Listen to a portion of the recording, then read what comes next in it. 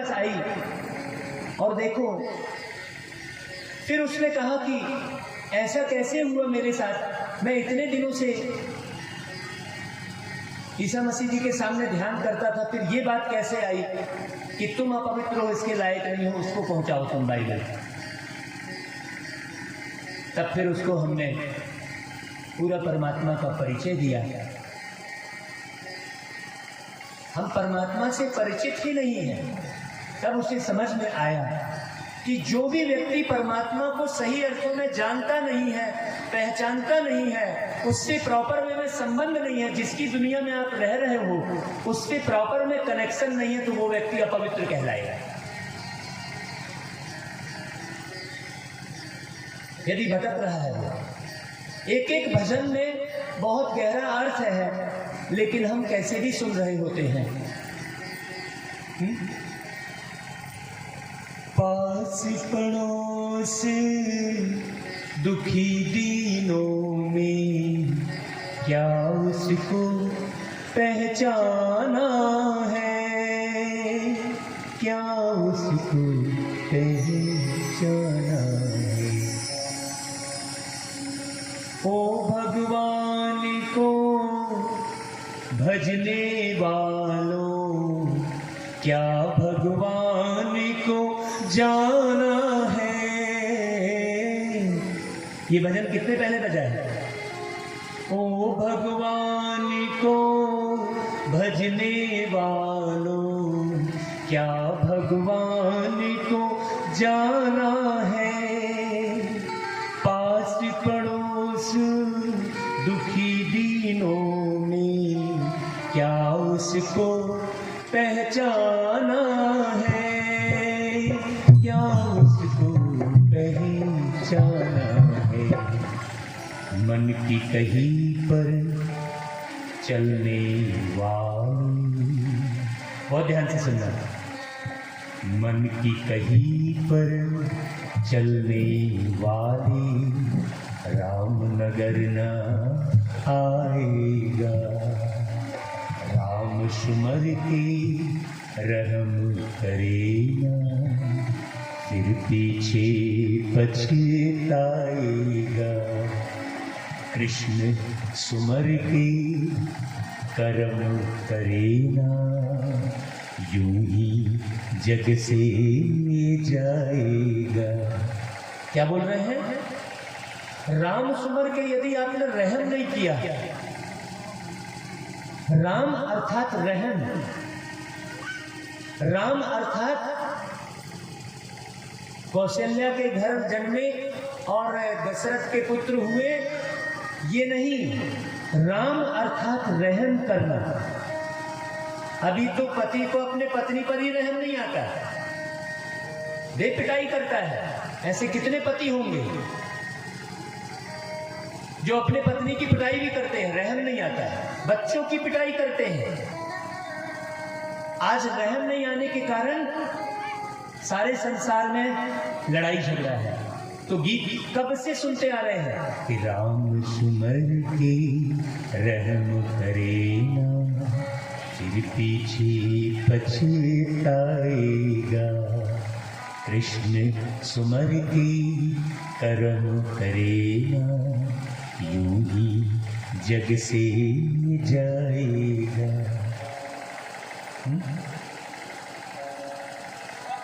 तो चले हम उस राम को पहचाने।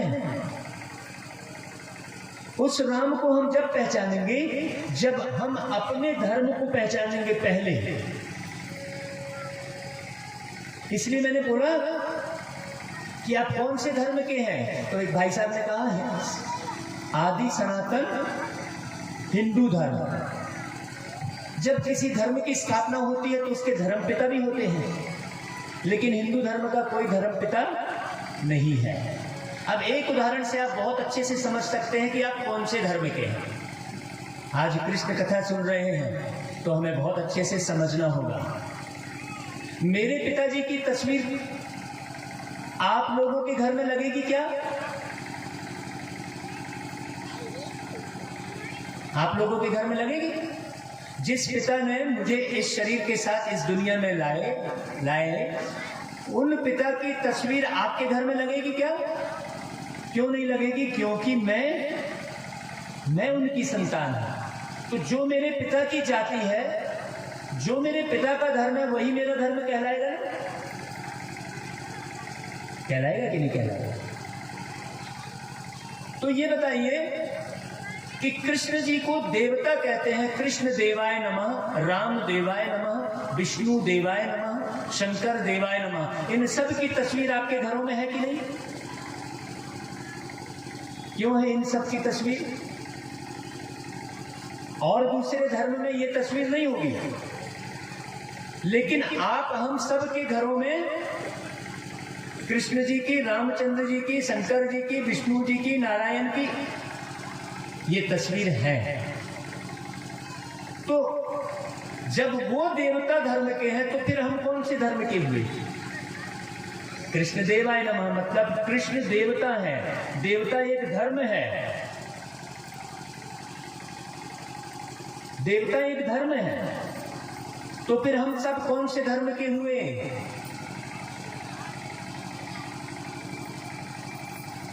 गुरु ग्रंथ साहिब में एक लाइन लिखी हुई है, बहुत बढ़िया, बहुत अच्छे से समझना। गुरु नानक जी के गुरु ग्रंथ साहिब में लिखी है कि मानुष से देव किए, और ध्यान से सुनना, मानुष से देव किए करत न लागी वार। मतलब उस परमात्मा को जब वो धरती पर आते हैं तो मनुष्यों को देवता बनाने में उनको समय नहीं लगता। अब आप अपने धर्म को अच्छे से पहचान लीजिए। हिंदू तो बदला हुआ नाम है, आप असली में कौन से धर्म के हैं? आदि सनातन देवी देवता धर्म के हैं। इसलिए आप देवी देवताओं की तस्वीर अपने घर में रखे हैं, क्योंकि हम सब आदि सनातन देवी देवता धर्म के हैं। जब हम उसको, जगन्नाथपुरी में एक मंदिर बना हुआ है, आप लोगों में से कौन कौन जगन्नाथपुरी गया है? जरा हाथ खड़ा करें। जगन्नाथपुरी एक तीर्थ है, चारों धाम में एक तीर्थ जगन्नाथपुरी भी है। तो वहां देवी देवताओं की तस्वीर जो मंदिर में लगाई गई है, वो वाम मार्ग में जाने वाली तस्वीर लगाई है। और कहा जाता है कि जब देवी देवता वाम मार्ग में चले गए, वाम मार्ग मतलब क्या हुआ? उल्टे मार्ग में। उसी की कथा बीच बीच में आती है कि देवी देवता बहुत नीचे गिर गए, दुखी हो गए, परेशान होने लग गए। बहुत ध्यान से सुनना, देवी देवता परेशान होने लग गए तो वो भगवान के पास गए। किनके, कौन से भगवान के पास गए? जब देवी देवता स्वयं भगवान है तो फिर और कौन से भगवान के पास गए? हम वीडियो भी लाते हैं, अगर प्रोजेक्टर का इंतजाम होता तो हम वो वीडियो दिखाते आपको पूरा प्रैक्टिकल में, कि कैसे देवी देवता किस भगवान के पास हाथ जोड़कर अनुनय विनय करने जाते हैं कि हमको बचा लो। किस बात से बचा लो? जो वाम मार्ग में चले गए थे देवी देवता, तो भगवान से प्रार्थना करते हैं कि हे प्रभु आप आओ और हमें बचाओ। तो हम समझते हैं कि वो कृष्ण के रूप में आएंगे, वो राम के रूप में आएंगे, वो सूकर अवतार लेंगे, वो मच्छा अवतार लेंगे, वो कच्छा अवतार लेंगे, ऐसा हम कहते हैं। ये सारी भ्रांतियां हैं। भगवान ना तो सूकर अवतार लेंगे, सुअर क्यों बनेंगे भाई भगवान? ना तो कच्छा उतार लेंगे, कछुआ भी नहीं बनेंगे, ना तो मच्छा उतार लेंगे, ना मछली बनेंगे, ना शेर बनेंगे। शेर बनकर वो मनुष्यों को कैसे सुधारेंगे? मछली बनकर कैसे सुधारेंगे? बोलेंगे कैसे? बोलने के लिए मुख चाहिए। रामायण में ये सारा जिक्र है, गीता में भी है। मैं उसी रामायण और गीता और भागवत और महाभारत की बातों को पूरा सम्मिलित करके आपको सुना रहा हूं। ये नर का अवतार है। वो जो नारायण था जो देवता था, वो जो कृष्ण था, जो सुंदर था, वो श्याम बन गया। जो कृष्ण था वो सुंदर था। कब था सुंदर? फिर आ गई बात, मैंने कहा था कि हर कथा में इस स्वास्तिक का, वो कब सुंदर था? वो कृष्ण सतयुग में सुंदर था। और उसका जन्म सतयुग आने के पहले और कलयुग की समाप्ति पर हुआ था उसका जन्म। क्योंकि जब ईश्वर इस धरती पर आकर मनुष्यों की तृष्णा मिटाते हैं, हर प्रकार की तृष्णा मिटाते हैं, हर प्रकार से मनुष्य आत्माओं को भरपूर करते हैं और पूरी संतुष्टता देते हैं, तब मनुष्यों की तृष्णा मिटकर कृष्णा बन जाता है। और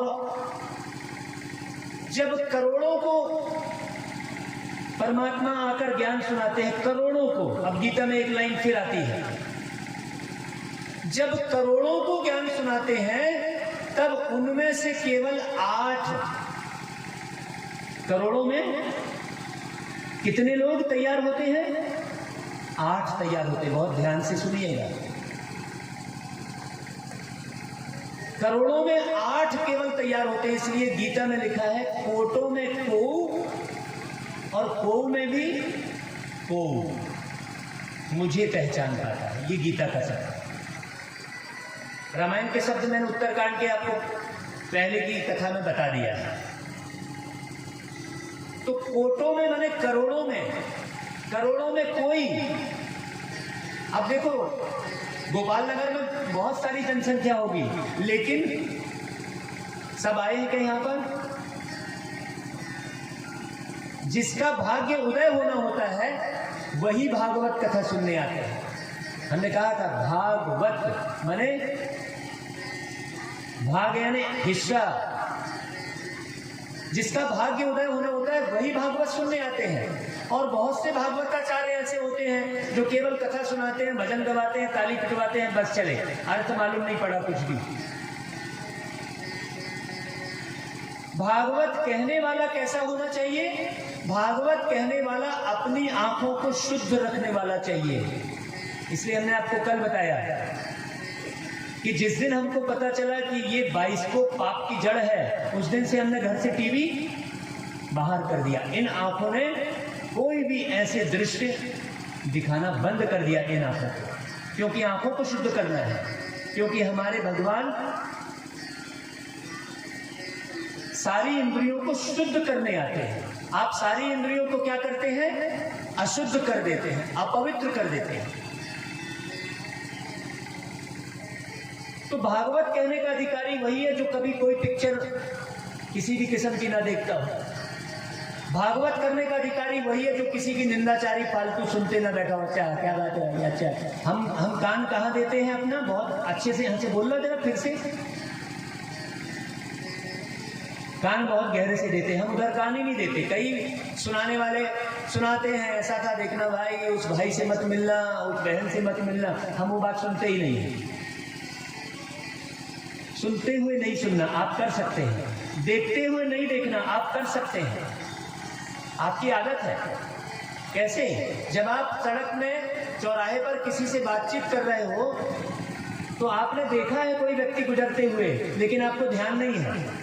जैसे पूछेंगे क्यों भाई आपने एक व्यक्ति को गुजरते देखा है क्या? बोले हाँ गया तो है, लेकिन मुझे ध्यान नहीं है कि कौन है। क्यों? क्योंकि आपका ध्यान दूसरी तरफ था। तो अपने धर्म को पहले पहचानना कि आप देवी देवता धर्म की संतान हैं, क्योंकि आप कृष्ण और राम को पूज रहे हैं।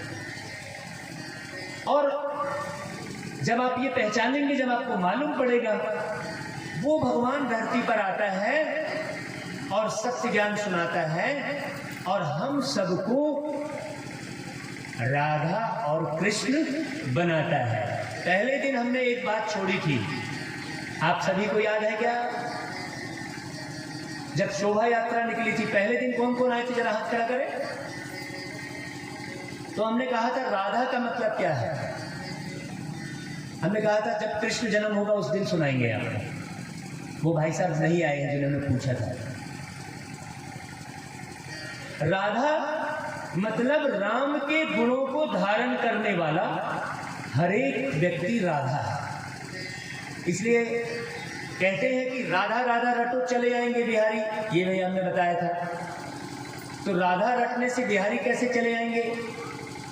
राधा अर्थात राम के गुणों को धारण करने वाला, जो राम के गुणों को धारण करता है। कौन से राम को? अब इसलिए 3 राम की कहानी भी सुनना जरूरी है।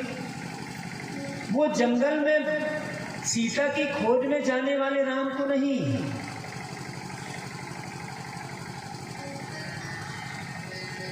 रावण से युद्ध करने वाले राम के गुणों को धारण करने की बात नहीं है यहां पर।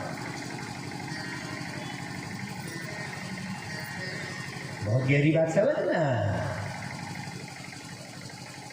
और पूरा ध्यान आप लोगों का इधर है, ये बहुत खुशी की बात है।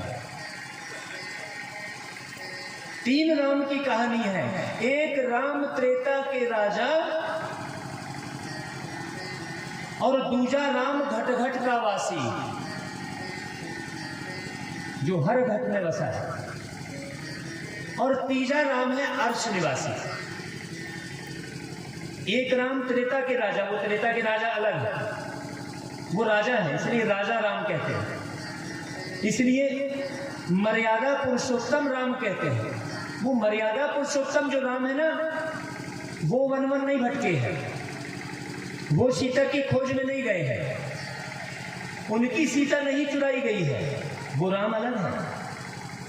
और त्रेता युग में जो राम आए थे वो अलग है। अब इस बात को थोड़ा सा हम यहां छोड़ते हैं और फिर वापस जो हम भगवान धरती पर आते हैं तो करोड़ों को ज्ञान सुनाते हैं, लेकिन 8 लोग ही अपनी तृष्णा समाप्त कर पाते हैं और कृष्णा बनते हैं। इसलिए जन्माष्टमी मनाते हैं कृष्ण जी की, क्योंकि 8 लोग ही तैयार हो पाते हैं पूरी तरह। और उसके बाद आप 108 की माला जपते हैं, बहुत लोग जपते हैं 108 की माला, और 108 बार राम राम रटने पर तर जाएंगे ऐसा बोलते हैं। तो वो माला के मड़के कौन है? इसलिए मैं कहता हूं कि भागवत कथा जब आप सुनेंगे तो पहले दिन से सुनेंगे तो सारा कुछ समझ में आएगा, नहीं तो बहुत सारा तो निकल गया। तो वो माला के मड़के वो हम सब मणियां हैं। तो जो 8 से कम पुरुषार्थ करते हैं वो 100 में आ जाते हैं, और इस तरह से 108 की माला बनती है। वो 108 की माला जपना मतलब आप ये पुरुषार्थ करते हैं कि उस 108 में हम भी आ जाएं। तो अब फिर हम चलते हैं इस स्वास्तिक चिन्ह पर। हमने कहा था कि सतयुग में दाहिने हाथ की तरफ दरवाजा खुला हुआ है। स्वास्तिक चिन्ह मैंने तो नहीं बनाया ना, ये तो अनादि बना हुआ है ना महाराज जी? पुरुषोत्तम महाराज जी के लिए तालियां बजाइए। बहुत खुशी हो रही है कि हमारे महाराज जी रोज आकर हमको बहुत अच्छा आशीर्वाद भी दे रहे हैं, दृष्टि दे रहे हैं, बहुत अच्छा लग रहा है।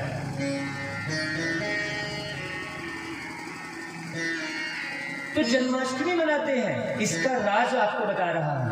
8 लोग कृष्ण बन पाते हैं, पहला कृष्ण, दूसरा कृष्ण, तीसरा कृष्ण। इसलिए 8 लोगों का जन्मदिन हम एक साथ मनाते हैं, और वो 8 कलयुग से उठकर परमात्मा का ज्ञान बहुत अच्छे से सुनकर धारण करके, परमात्मा राम जो अर्श निवासी है, त्रेता का राम अलग, और वन वन भटकने वाला घट घट वासी राम अलग। तीनों राम अच्छे से समझना। तो जो राधा बनता है, जो राम के गुणों को धारण करता है, वही कृष्ण बन जाता है। इसलिए राधे राधे रटो चले आएंगे बिहारी, वही बिहारी बनता है। इस राज को बहुत अच्छे से समझना। ये राज और ये ज्ञान मुझ आत्मा ने एक दिन में नहीं पाया। 5 वर्ष की उम्र से लगातार ईश्वर की पढ़ाई पढ़ रहा हूं। ईश्वरी पढ़ाई जिसे कहते हैं। तो जन्माष्टमी क्यों मनाते हैं? अब यहां पर हमें उस 84 की बात को भी समझाना होगा। आज कृष्ण जन्म है तो 84 की बात भी आज आएगी।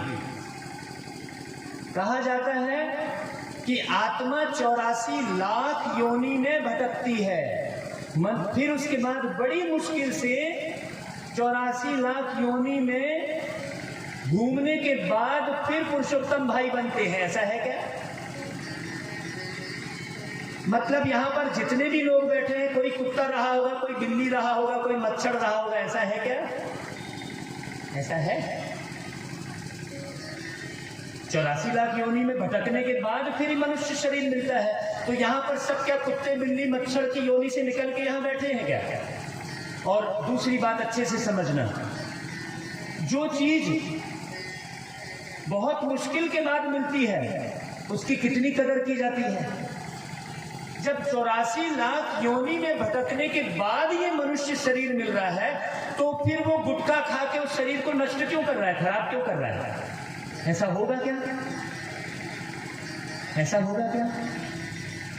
बहुत मशक्कत के बाद, जैसे हमने शुरू दिन में आपको सुनाया था कि कलकत्ता में एक भागवत हुई थी तो 20 वर्ष से संतान नहीं हो रही थी। तो वो संतान कितनी प्रिय लगेगी जो 20 साल बाद मिलेगी? लगेगी।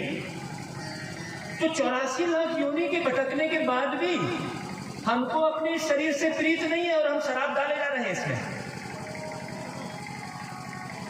इसका मतलब 84 लाख योनि में भटकने के बाद ये शरीर नहीं मिला है। नहीं तो क्रोध करके हम इसको खराब क्यों करते? विषय वासना में इसको जर्जर क्यों करते? लोभ वृत्ति में पड़ के हम मिलावट क्यों करते?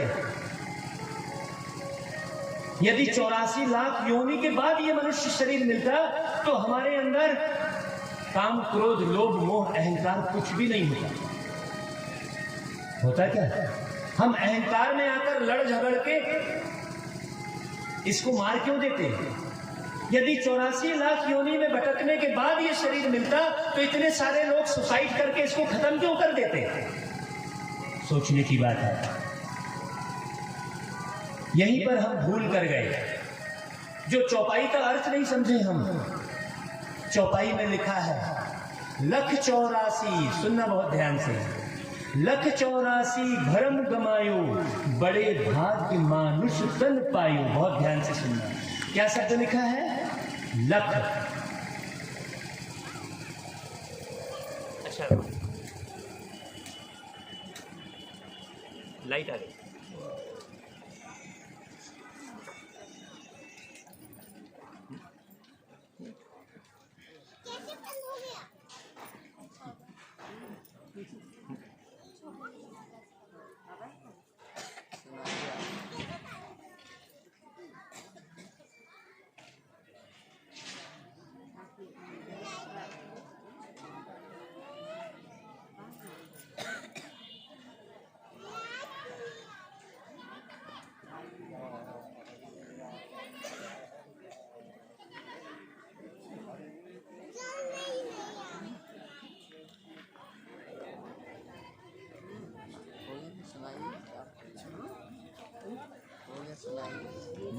सुनाइए।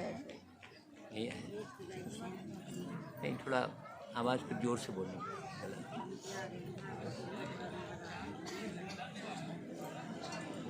समझ में आ रहा है रिंकू भाई? एक एक बात समझ में आ रही है? ऐसी भागवत नहीं सुनी हुई है।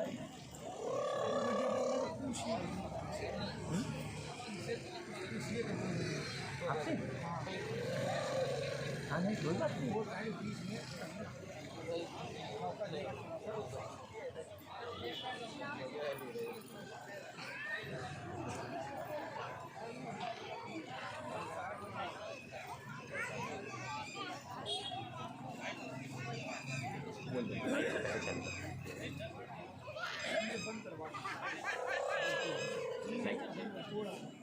गर्मी।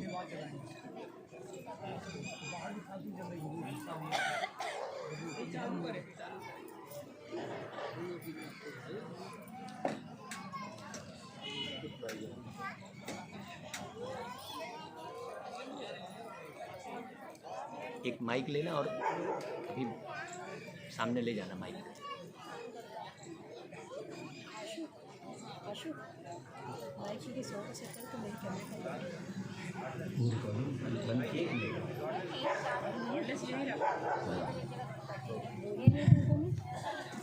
तो बात कौन सी चल रही थी बताइए? तीन राम में से हाँ राम ये है जी, तीनों राम पूजनीय। बहुत बढ़िया बात है। तीनों राम पूजनीय है, लेकिन तीनों की क्वालिटी और तीनों का कर्तव्य अलग अलग है। पूजनीय तो सब है, माता भी पूजनीय है, पिता भी पूजनीय है, बड़े भाई भी पूजनीय है, लेकिन सबका पार्ट अलग अलग है। तो लख 84 भरम गमायो, बड़े भाग्य मानुष तन पायो। एक चौपाई ये है, और गुरु ग्रंथ साहिब ने लिखा है, मानुष से देव किए करत न लागी बार। माने मनुष्य से देवता बनने का मार्ग भगवान आकर बताते हैं, मनुष्य को देवता बनाते हैं, ना कि मनुष्य शरीर छोड़ने के बाद कुत्ता बिल्ली बकरी बनेगा। कर्म के अनुसार आकार नहीं बदलता है, संस्कार बदलते हैं। कर्म के अनुसार आकार नहीं बदलता है, आकार मनुष्य का ही रहेगा, संस्कार बदल जाते हैं। जैसे एक व्यक्ति शराब पीने का कर्म करता है तो सुअर की तरह वो नाले में पड़ा रह जाता है, सुअर नहीं बनेगा वो। तो लख का मतलब होता है देखना, लखना, परखना। आइए हम लखते हैं इस स्वास्तिक चिन्ह पर। कल हमने स्वास्तिक चिन्ह का अर्थ बताया था। तो जो अभी ये जो समय चल रहा है, हमने इसके पहले कहा था, ये संगम युग है। बीच में आप दो कांटे देख रहे हैं पीले रंग के, सबको दिखाई दे रहा होगा। वो कांटा जो है, एक कांटा वो लाल से थोड़ा सा टच होता हुआ दिख रहा है, और बड़ा छोटा कांटा जो है वो लाल में है, और जो बड़ा कांटा है वो थोड़ा टच होते दिखाई दे रहा है। तो यही वो संगम का समय है। बहुत ध्यान से सुनना। जब आप परमात्मा के बारे में अच्छी रीति जानकर, समझकर, उनसे संबंध बनाकर आप मनुष्य से देवता बन सकते हैं। बाकी सब मनुष्य ही बनते हैं। मनुष्य शरीर छोड़ने के बाद पुनः मनुष्य बनता है। कीट पतंगों की आत्माएं अलग हैं। आत्मा बीज है, आत्मा बीज है। आत्मा बीज निकल गया तो शरीर रूपी वृक्ष कह लो वो ढल गया, समाप्त, खत्म। फिर कोई टॉनिक, कोई दवाई काम नहीं आने वाली है। तो आम का बीज हमेशा आम का पेड़ ही बनेगा, आम के बीज से केले का पेड़ नहीं होगा। तो इस खुशखबरी से आप तालियां बजाइए कि यहां के बाद आपको कौन सा शरीर मिलने वाला है? कृष्ण की तरह शरीर मिलने वाला है। कृष्ण का असली जन्म आज होगा। समझ, जब समझ आती है तो जन्म कहलाएगा, और जब तक समझ नहीं है तब तक वो बच्चे जैसा ही है। तो कृष्ण की जन्माष्टमी इसलिए मनाते हैं क्योंकि सतयुग में 8 जन्म होते हैं, और वहां सतयुग की जो दुनिया है वो पूरी कृष्णपुरी है, कृष्णमयी दुनिया है। बहुत अच्छे राजमहल होते हैं, हीरे जवाहरात के महल होते हैं। और एक छोटा सा बच्चा आज फिर हमारे कमरे में आया था, उसने कहा महाराज जी मैं आज एक गीत सुनाऊंगा। तो बड़ी वंडरफुल बात है, वो गीत भी ऐसे लेकर आया था जो इसी प्रसंग में है। तो वो बच्चा कहाँ गया? वो कृष्ण नाम था साहब। उसने अपना नाम कृष्ण बताया था। चलो आएगा तो नहीं आया है, वो कृष्ण।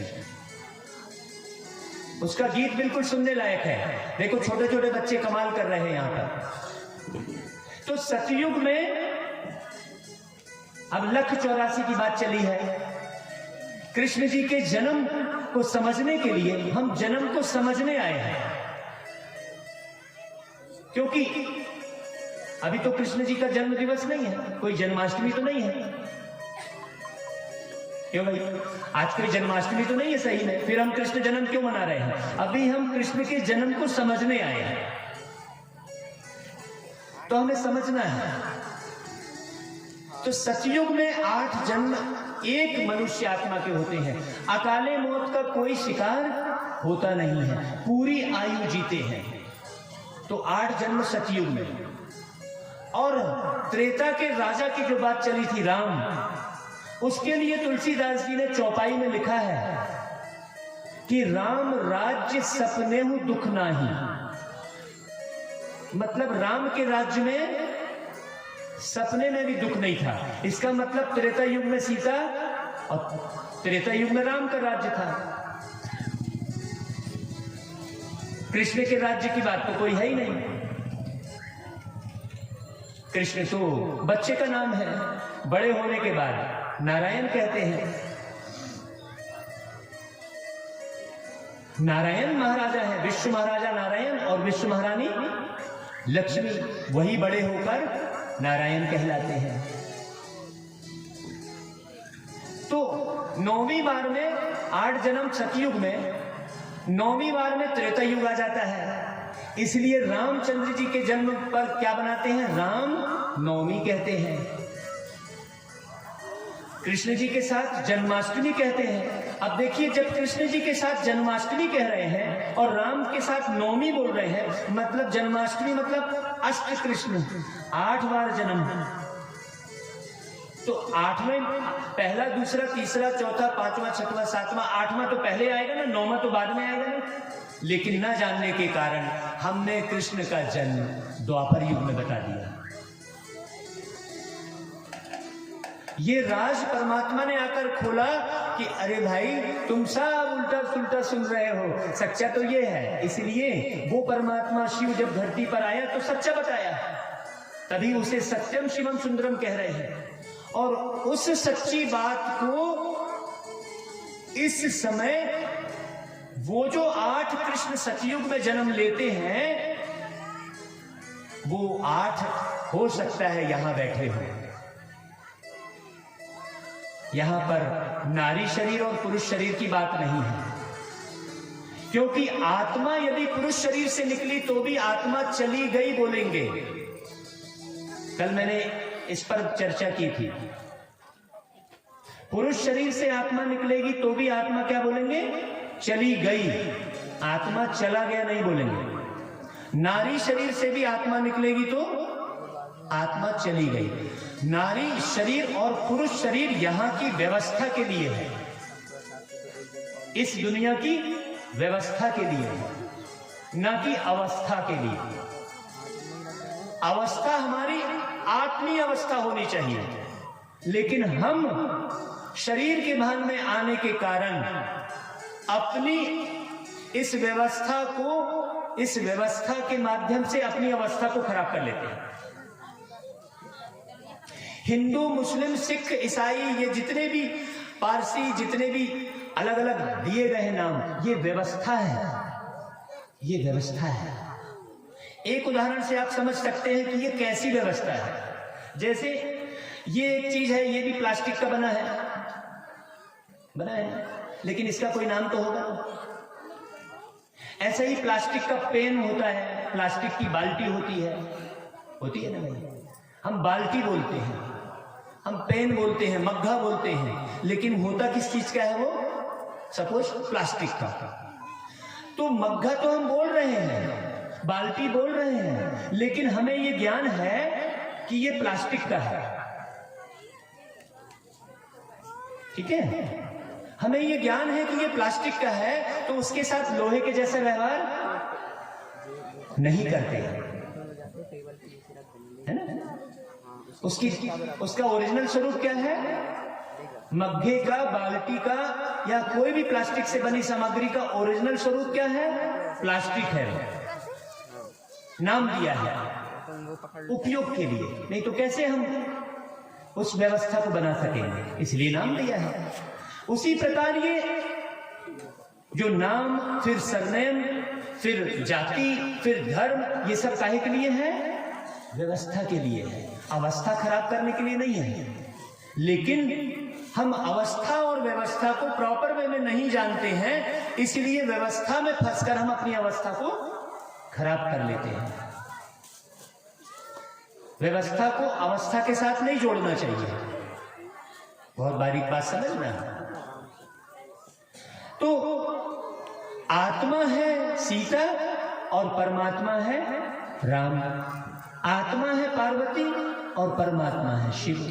आत्मा है राधा, रुक्मणी, ये सब आत्मा, और परमात्मा कृष्ण बोल दिए आपने।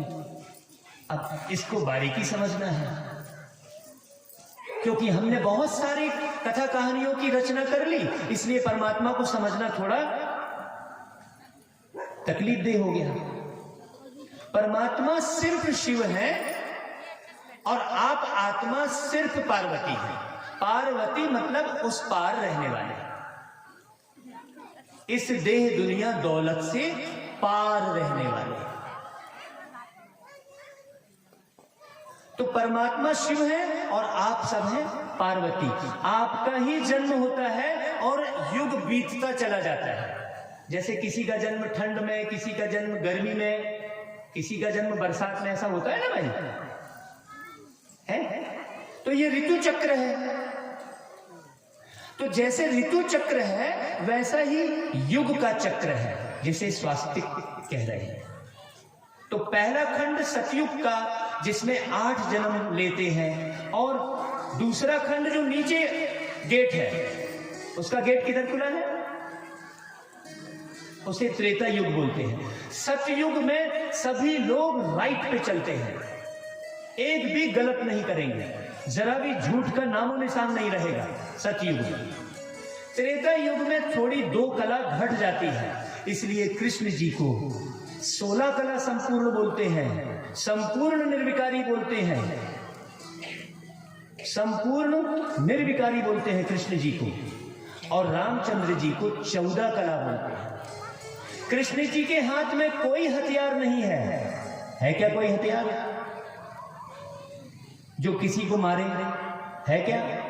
कृष्ण जी के हाथ में सिर्फ क्या है? बंसी है, मतलब चैन की बंसी बजा रहे हैं। बंसी मतलब चैन की बंसी, सारे सुरों को निकालने वाली बंसी। सुर मतलब होता है देवता, और सुर मतलब होता है ये जो हम निकालते हैं। अभी सब के सब हम असुर हो गए, बेसुरे हो गए। अभी रिंकू भाई अगर बेसुरा गाएंगे तो आपको पसंद आएगा क्या? तो एक तो गाने में बेसुरे को पसंद नहीं करेंगे, उसी प्रकार जीवन में जो बेसुरे हैं, जिनके गुण नहीं है,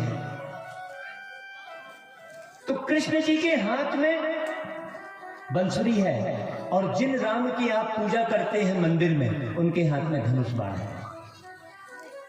तो जिन राम की आप मंदिर में पूजा करते हैं वो घट घट का वासी राम है,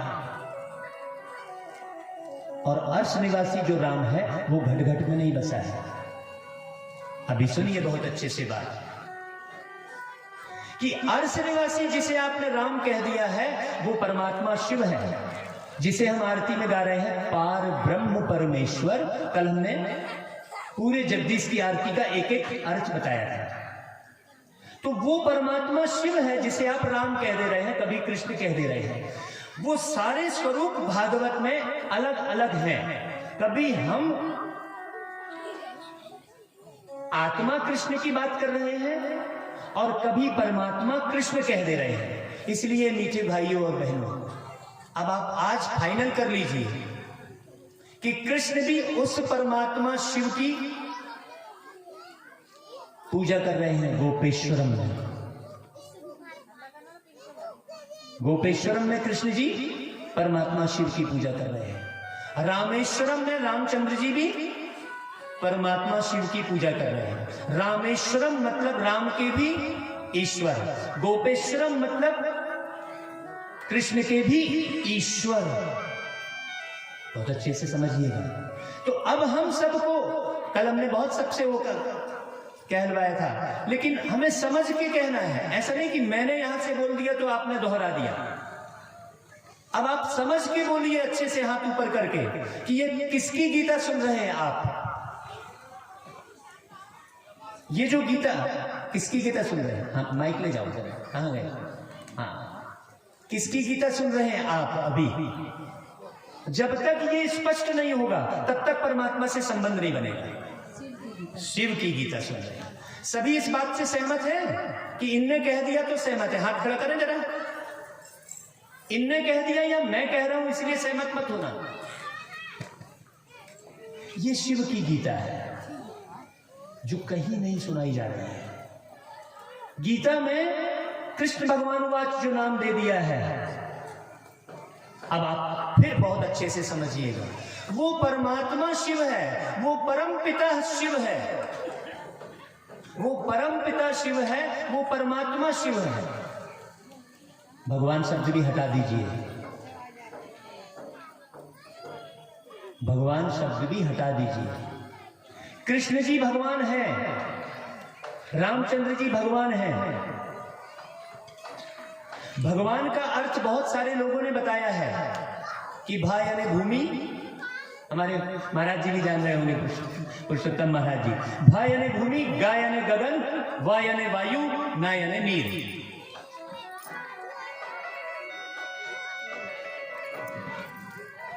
भगवान,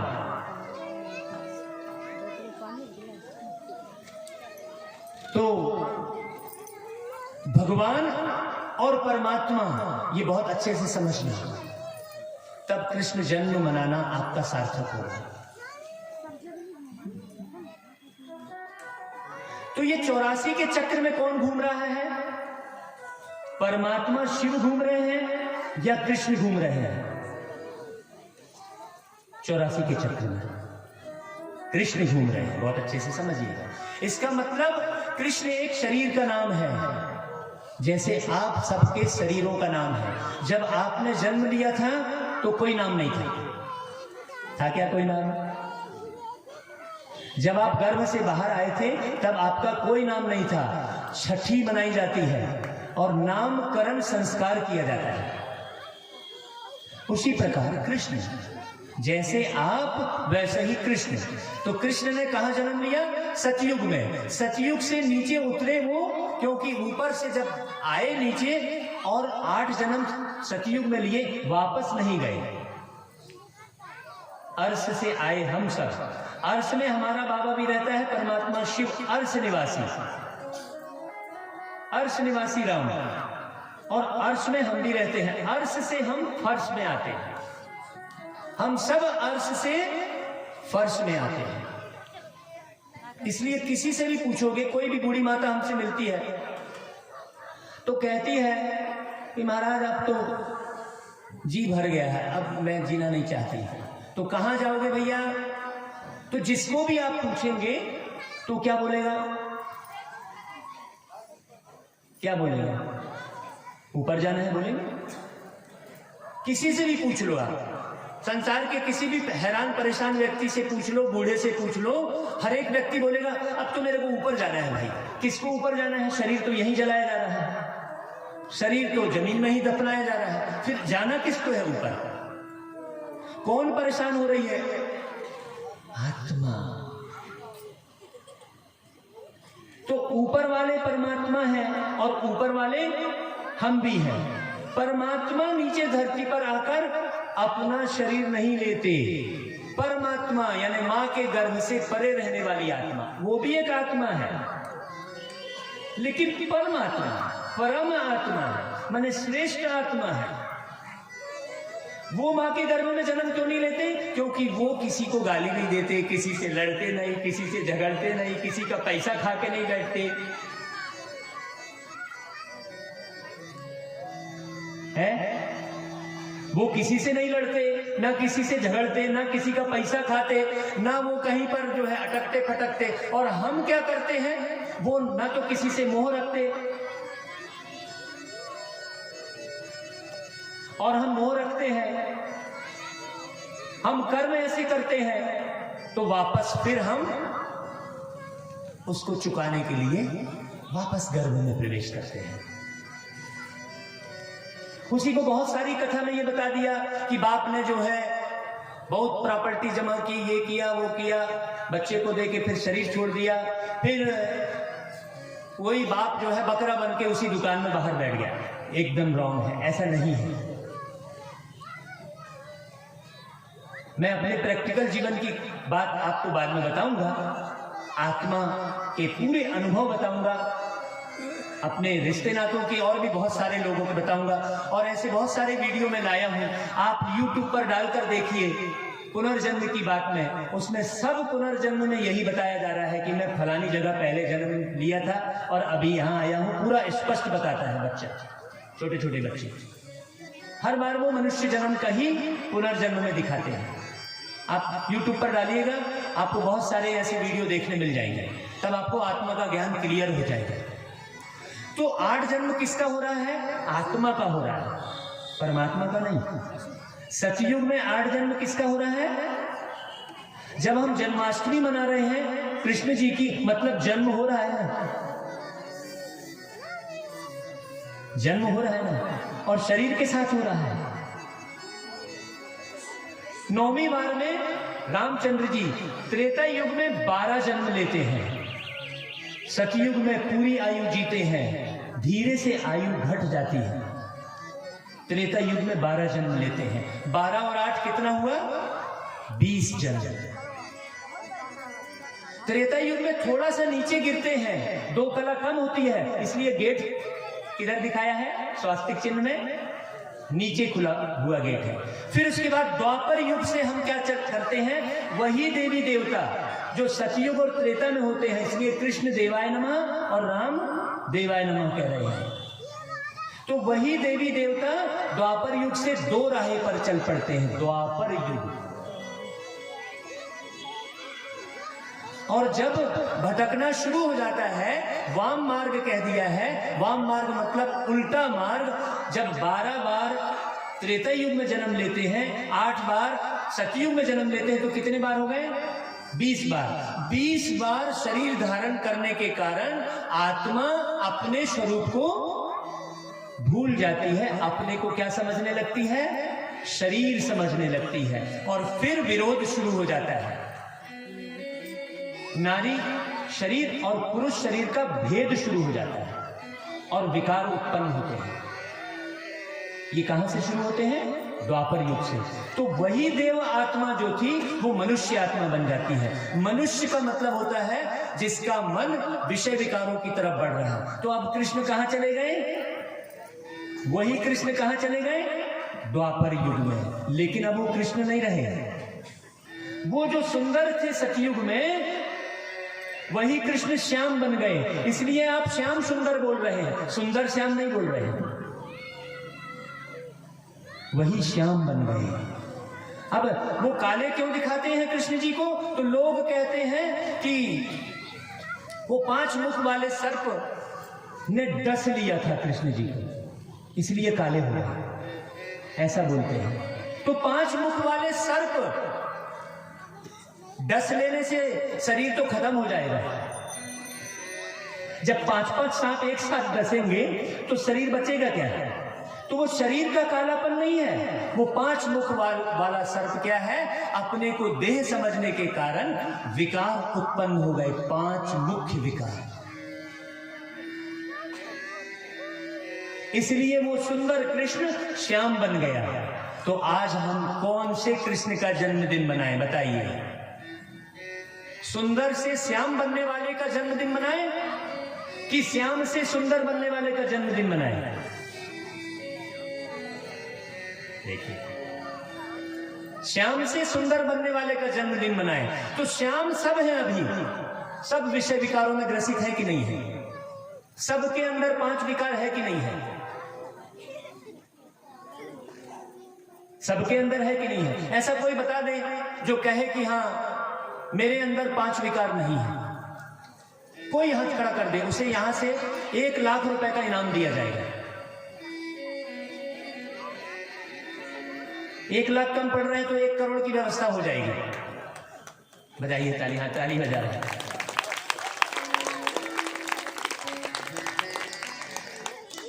बहुत जांच की जाएगी, क्योंकि सर्टिफिकेट और इनाम ऐसे नहीं मिलता है। एक जरा से वो आता है टीवी में, वो कौन सा कार्यक्रम हमारी रागिनी देखती है, वो आता है ना, क्या क्या कार्यक्रम बोलते हैं, नहीं वो आइडियल, इंडियन आइडियल। हम तो देखते नहीं है तो हमको मालूम नहीं है। इंडियन आइडियल में कितने मशक्कत के बाद वहां मौका मिलता है। तो भाई अब की बार ना चूक जाना। चलिए अब 21 जन्मों की कमाई का जो गीत सुनाऊंगा, कहा था आपको, वो सुनाता हूँ। ठीक है।